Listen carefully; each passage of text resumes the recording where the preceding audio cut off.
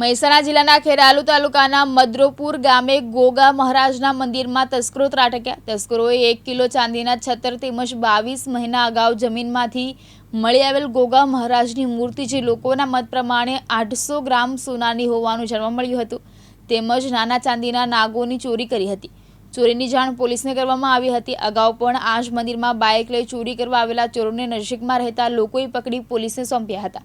આ મંદિર લોકોની આસ્થાનું કેન્દ્ર હોવાથી ચોરી થયાની જાણ થતાં મોટી સંખ્યામાં ટોળેટોળા મંદિરે આવી પહોંચ્યા હતા।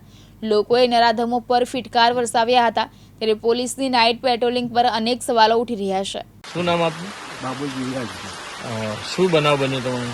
બધા રાતે મોડા રાત્રે આવી ચોરી 1:30 વાગે અને મૂર્તિ ચોરી પહેલાં આવેલા હતા 12 નંબરે એ વખતે આ અત્યારે વખતે પકડીને મેં આવ્યો હતો એ વખતે એને કાર્યવાહી કરી બરાબર। હવે શું માંગ છે તમારે? અમારી આ મૂર્તિની માગ છે। કેટલા શ્રદ્ધાળુ આવે છે અહીંયા? હોય તો ઘણો શ્રદ્ધાળુ આવે રાત દાડા તો 25 આવે 50 100 આવે તો રોજના રોજ ચાલુ જ હોય। પોલીસ પ્રશાસન પાસે શું અપેક્ષા રાખો છો? પોલીસ પાસે આ ચોર પકડી આલે અગાઉ જે પકડ્યો તો કયા ગામનો તો ખ્યાલ છે તમને? શું નામ આપનું? ઠાકોર મુકેશજી બાબુજી। શું ઘટના ઘટી?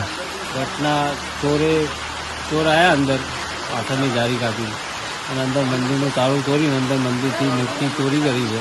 મૂર્તિ ચોરી લઈને જતા રહ્યા। મૂર્તિ શેની હતી અને કેટલા વર્ષો? સોના જેવી લાગતી પંચધાતુની મૂર્તિ હતી।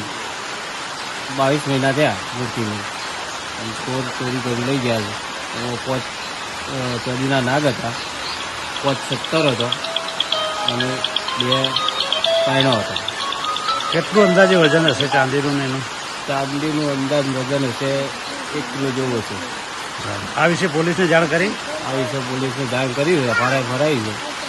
પોલીસને એફઆઈઆર ભરાઈ કેસ કરી આવ્યા છે। પોલીસ આવી અત્યારે? અત્યારે પોલીસ આવી નથી હજી। આ વિશે પ્રશાસન પાસે શું અપેક્ષા રાખો છો? એ માગણી કરીએ છીએ પોલીસવાળા અમને ચોરને પકડી આપે, જ્યાં બને ત્યાં બધી કાર્યવાહી ઝડપી કરી આપે। અગાઉ પણ આ જ મંદિરમાં ચોરી કરવા આવેલા હતા, એ વિશે શું કહેશો? એ વિશે પહેલાં પણ 12 મહિના પહેલાં આવ્યા હતા। એ ચોરોને અમે પકડ્યા હતા। એ ચોર પકડાઈ ગયા હતા। એ ચોરોને પકડીને અમે આપ્યા હતા પોલીસ સ્ટેશનમાં હાજર કર્યા હતા। પોલીસવાળાએ કોઈ કાર્યવાહી કરી નથી। આગળની કાર્યવાહી કરીને એમને જમીન ઉપર છૂટા કર્યા। કયા ગામના હતા એ કંઈ ખ્યાલ છે આપને? એ અમદાવાદના સારાપુરના એમને નામ આપ્યું હતું કે અમે અમદાવાદના સારાપુરના છીએ।